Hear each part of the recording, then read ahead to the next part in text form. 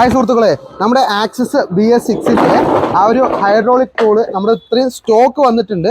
നമുക്ക് സ്റ്റോക്ക് ഇല്ലാത്തൊരു പ്രശ്നമായിരുന്നു, ഒരുപാട് സുഹൃത്തുക്കൾ ചോദിച്ചിട്ടുണ്ടായിരുന്നു. അപ്പോൾ അതിൻ്റെ RPM അഡ്ജസ്റ്റിംഗ് ടൂള് നമുക്ക് സ്റ്റോക്ക് വന്നിട്ടുണ്ട്. അപ്പോൾ ആവശ്യമുള്ള സുഹൃത്തുക്കൾക്ക് വിളിക്കാം. അതുപോലെ തന്നെ ഒരുപാട് കൂട്ടുകാർ നമ്മുടെ ചോദിച്ചൊരു കാര്യം എന്ന് പറയുന്നത്, ഈ ഒരു ടൂളിൽ ഈ ഒരു ഗമ്മ് വരുന്നുണ്ട്, അതുപോലെ തന്നെ ഈ കപ്പും വരുന്നുണ്ട്. ഇത് എന്തിനാണ് ചോദിച്ചിട്ടുണ്ടായിരുന്നു. ഈ കപ്പ് എന്ന് പറയുന്നത് നമ്മൾ ഈ ഒരു ടൂള് നമ്മൾ വണ്ടിയിലേക്ക് പിടിപ്പിക്കുന്ന സാധനമാണ്, നമുക്ക് റിട്ടേൺ അയച്ചെടുക്കാൻ പറ്റില്ല. സ്റ്റെപ്പ് മോട്ടർ ഊരിയതിനു ശേഷം ഇത് ആ ഭാഗത്ത് സെറ്റ് ചെയ്തതിന് ശേഷം RPM നമ്മൾ ഇതിലാണ് അഡ്ജസ്റ്റ് ചെയ്യുന്നത്.